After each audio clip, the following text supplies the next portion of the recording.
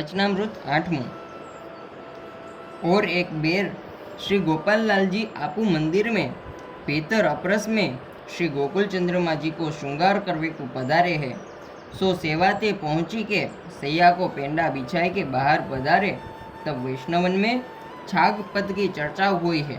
तब एक पुरुषोत्तम मेरा वैष्णव है, तिनने प्रश्न कियो, जो गोपी और ग्वाल तिनको स्वरूप कहाँ है? जासो श्री ठाकुर जी जाके वस है और झूठो आरोग्य है। तब श्रीजी श्रीमुख एक श्लोक पढ़े। अहियाँ संस्कृतનો एक श्लोक आपेलो छे।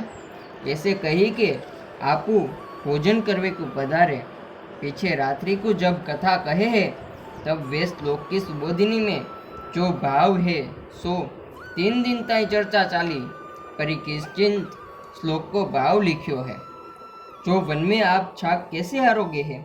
जो श्रीअंग के ऊपर आपू फेटा को कसे, तामे वेणु धारण करे, और यष्टिका और श्रृंगी है ताकू कक्ष में धारण करे है।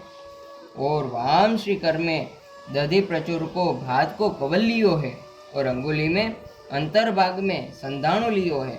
और गोप के बालक मध्य बिराजे है। ताबिरिया ब्रह्मादि देव सब देखे है, सो को निश्चय नहीं करी सके। जो कैसे आरोग्य है, ये जो सब भगवत स्वरूप है। ऐसे श्रीजी ने कही, जो ये तो याही है। तब पुरुषोत्तम दास ने कही, जो ऐसे को देखियत नहीं। तब कही, यरी चाकू देवी दृष्टि होय सो देखे, और देवी दृष्टि ताकी जानिए जो विकार रहित होय। तब पुरुषोत्तम मेरा ने कही, को देखियत नहीं। तब श्रीजी बोले, जो जाकी दृष्टि में मधुरो भय होय सो तरको पीरो देखे। तो सब कहाँ पीरो तो नहीं है, तो फिर वे चुप कर रखो। पामे कहा जतायो, जो अपने स्ववैष्णवन को भगवत सेवा और स्मरण ध्यान सो विकार रहित करनी। काम और क्रोध और लोभ ये सब मोह के विकार है, ताते वैष्णवन को हर्ष शोक न करनो। ऐसे श्रीमुख के वचन तब पुरुषोत्तम दास आनंद पाए। इति अष्टम वचनामृत संपूर्ण। उपरोक्त वचनाम 8મા વચનામૃતનો ભાવાર્થ। ઉપરોક્ત વચનામૃતમાં પુરુષોત્તમ દાસ મેરા નામના વૈષ્ણવે છાગ લીલાના પદની ચર્ચાના સંબંધમાં શ્રી ગોપાલલાલજીને પ્રશ્ન પૂછ્યો છે। એની પહેલાં આપણે જ્યાં વચનામૃતની શરૂઆત થઈ, એક બેર શ્રી ગોપાલલાલજી આ જે શ્રી ઠાકોરજીની જે દિનચર્યા હોય છે ને, એનું તે આપણે આમ અનુસંધાન કરીએ ને કે ત્યારે કેવું હશે, તો એક અલગ જ આનંદ હોય કે શ્રી ગોપાલલાલજી आप मंदिर में भीतर अप्रस में श्री गोकुल चंद्रमा जी को श्रृंगार करवे को पधारे है।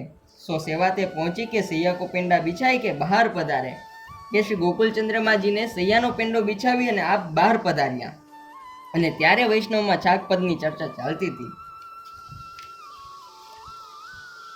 के गोपी के पदनी चर्चाना संबंधमां श्री गोपाललालजी ने प्रश्न पूछ्यो छे के गोपी अने ग्वालनुं शुं स्वरूप छे, जे श्री ठाकुरजी तेने वश थईने रह्या छे, वળી तेनुं जूठण खाय छे। त्यारे श्री गोपाललालजी ते प्रसंग उपर एक श्लोक बोल्या ने रात्रे श्लोकनी सुबोधिनी उपरनो जे भाव महाप्रभुजीए लख्यो छे ते कह्यो।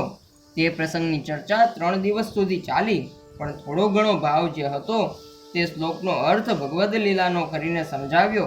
ते मात्र लख्यो, कारण के छाक लीला ते तो स्नेह लीला छे, तेथी सर्वथा प्रसंग न लख्यो। गोपी ग्वालનું સ્વરૂપ સમજાવ્યું કે તે તો બધા ભગવત સ્વરૂપ છે, તેથી શ્રી ઠાકોરજીએ તેવી લીલા તેની સાથે કરી અને જૂઠણ આરોગ્યા। બ્રહ્માદિક દેવો પણ તે લીલા જોઈને આશ્ચર્ય પામ્યા, કંઈ પણ નિર્ણય ન કરી શક્યા।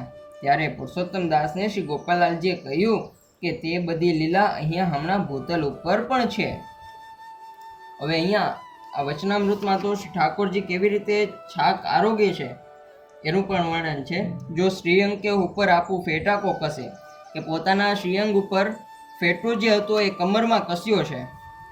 તામે વેણુ ધારણ કરે છે, કે વેણુ કહેતા વાંસળીને તેમાં ધારણ કરાવી। यष्टिका और श्रृंगी है ताकू कक्ष में धारण करे है, कि जे लाकड़ी हती तेने पोताना कक्ष में कहता बगल में धारण करी।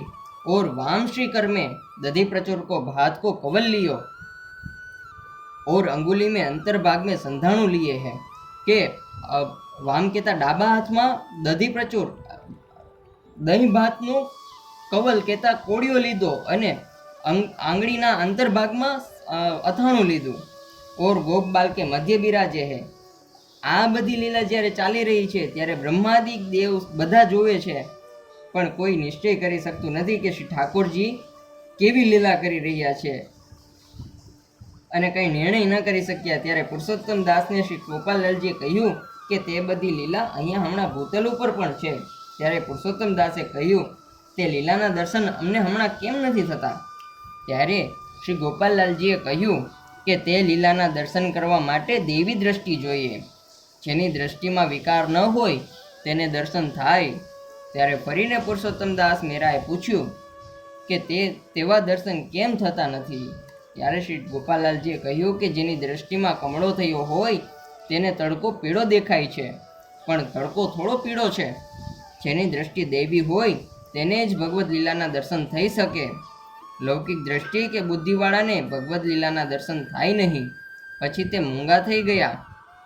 માટે શ્રી ગોપાલલાલજીએ તે પ્રસંગમાં પોતાના વૈષ્ણવને એમ સમજાવ્યું કે ભગવત સેવા અને સ્મરણ ધ્યાન તે તો વિકાર રહિત કરવું.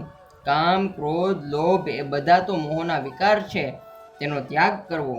અને વૈષ્ણવે કોઈ દિવસ હર્ષ શોક ન કરવો. જે બને છે તે એક ભગવદ ઈચ્છાથી જ બને છે તેમ માનવું. ઉપરોક્ત વચનામૃતનો ભાવ સાંભળીને પુરુષોત્તમદાસ મેરાને ખૂબ જ આનંદ થયો. ઉપરોક્ત વચનામૃતમાં એમ સમજાવ્યું કે વૈષ્ણવે હંમેશા ઊંચી ભાવના અને દૃષ્ટિ રાખવી. ભગવદ્ લીલામાં લૌકિક બુદ્ધિ કરવી નહીં. ઊંચી ભાવના અને દૃષ્ટિ રાખવાથી ક્યારેક ભગવદ્ લીલાના દર્શન થઈ જાય. સેવા સ્મરણ અને ભગવદ્ લીલાનું ધ્યાન ધરતી વખતે પોતાના મનમાં કોઈ જાતનો વિકાર દોષ ન થવો જોઈએ.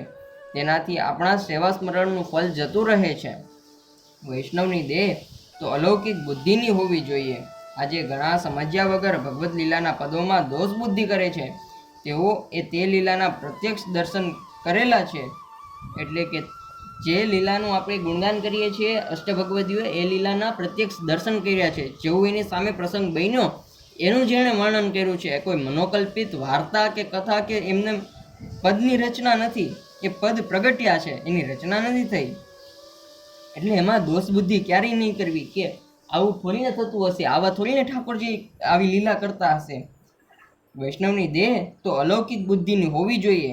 આજે ઘણા સમજ્યા વગર ભગવદ્ લીલાના પદમાં દોષ બુદ્ધિ કરે છે. તેઓએ તે લીલાના પ્રત્યક્ષ દર્શન કરેલા છે, તેનો ભાવ પણ ઉત્તમ છે. માટે વૈષ્ણવે દૈવી દૃષ્ટિથી જોવું તો ભગવદ્ કૃપા અવશ્ય થશે અને ભૂતલ ઉપર જે લીલા પ્રભુની છે તેના દર્શન થશે.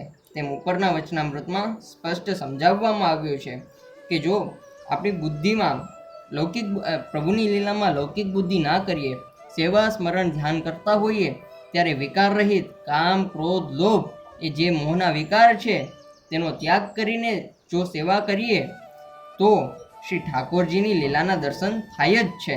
પણ ક્યારેય એમાં લૌકિક ભાવના કે લૌકિક બુદ્ધિ ન કરવી. આવું આ વચનામૃતમાં શ્રી ઠાકોરજી સમજાવી રહ્યા છે. એથી અષ્ટમ વચનામૃતનો ભાવાર્થ સંપૂર્ણ. આટલું કહીને હું મારી વાણીને વિરામ આપું છું.